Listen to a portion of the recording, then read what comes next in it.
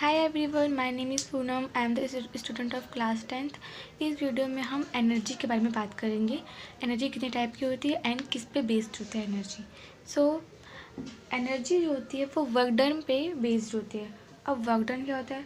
Work done A work is done by object when object displace under the influence of force.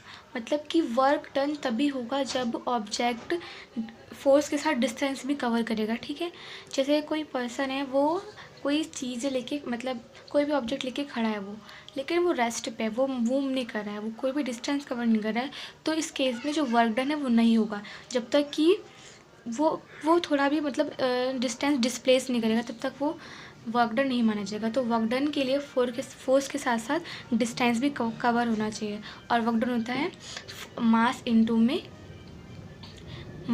Force into में distance.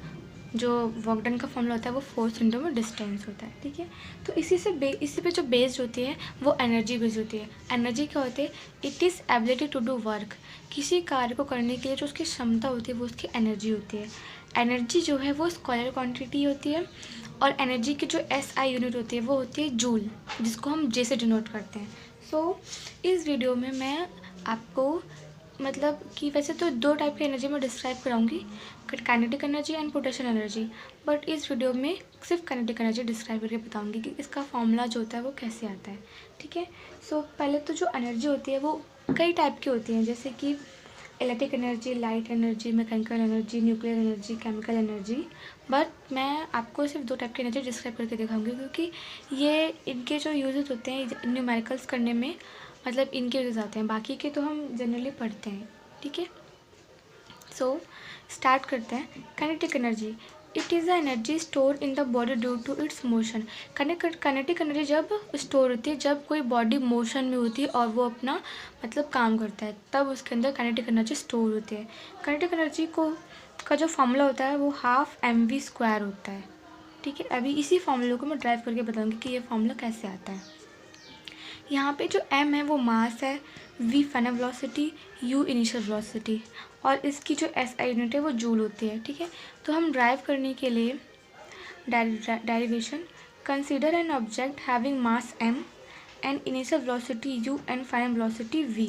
मतलब कि इसको हमें drive करने के लिए मास चाहिए m, initial velocity u and final velocity v चाहिए। इसको स्टार्ट करते हैं, ड्राइव करते हैं।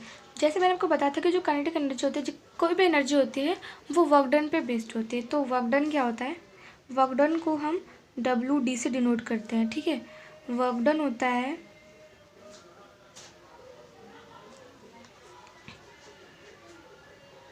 फोर्स इनटू में डिस्टेंस। ठीक है, और फोर्स क्या होता है? मैंने आपको पहले भी बताया था, फोर्स होता है मास इनटू में एक्सेलरेशन एंड डिस्टेंस, ऐसे ही। ठीक है, अब मैंने आपको जब 3 इक्वेशन बताई थी तो उसमें थर्ड इक्वेशन क्या थी?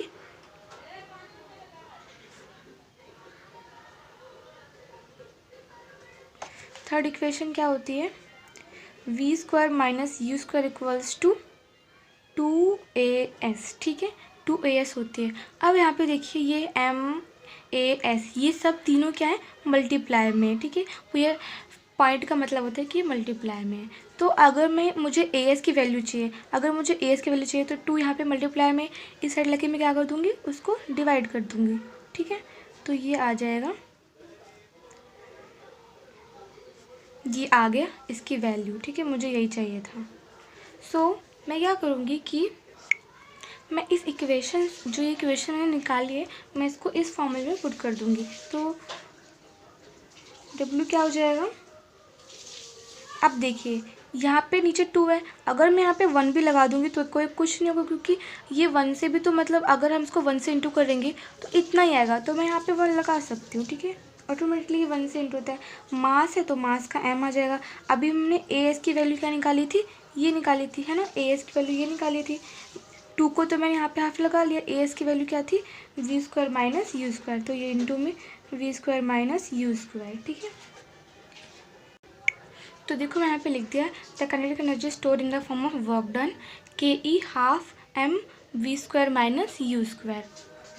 अब जैसे मान लो अगर जो u है, मतलब जो ऑब्जेक्ट है, इनिशियली रेस्ट पे है, रेस्ट पे मतलब कि जिसका u होगा वो 0 होगा, तो इस केस में क्या हो जाएगा, जो जैसे मैं बताती हूँ, यू अगर 0 मीटर पर सेकेंड है, ठीक है, यानी कि रेस्ट स्टेट पे है, तो क्या होगा कि जो काइनेटिक एनर्जी होगी वो होगी 12mv² ओनली, ठीक है, ओनली इतना होगा, ठीक है, क्योंकि यू तो 0 है तो यू तो लगाने की ज़रूरत ही नहीं है, तो ये इतना हो जाएगा, ठीक है।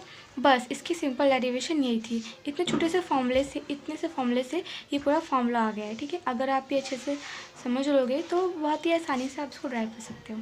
Thank you.